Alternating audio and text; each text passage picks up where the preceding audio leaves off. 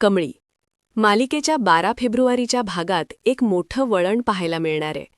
कमळी आणि निंगी महाजनांच्या घरात प्रवेश करतात तेव्हा राजन मोठ्या उत्साहात निंगीचं स्वागत करतो.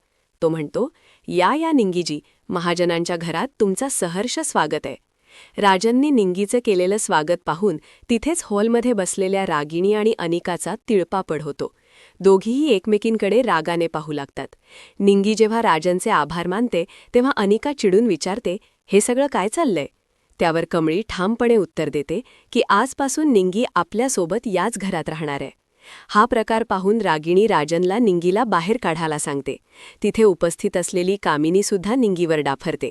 ती स्पष्ट शब्दात सांगते, या घरात फक्त महाजन राहतात, दुसरं कुणीही नाही. त्यामुळे तू इथे राहू शकत नाहीस, आत्ताच्या आत्ता निघिथून. सगळ्यांच्या आश्चर्याचा धक्का म्हणजे खुद्द कमळीसुद्धा निंगीला म्हणते, निंगी, तुला इथून जावं लागेल. निंगी तिथून निघून जाते आणि हे पाहून रागिणी, कामिनी आणि अनिका यांना कमालीचा आनंद होतो. त्या तिघेही विजयाच्या आविर्भावात गालातल्या गालात हसतात.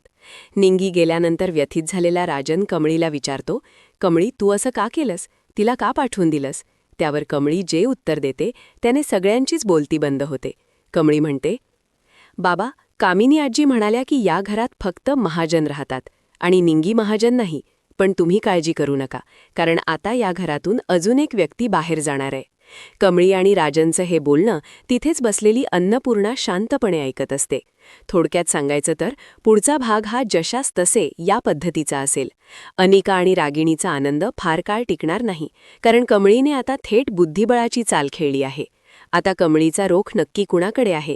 महाजनांच्या घरातून बाहेर जाणारी ती पुढची व्यक्ती कोण असणार, हे पाहणे रंजक ठरेल. पुढील भागात काय घडेल हे जाणून घेण्यासाठी पाहत रहा कमळी.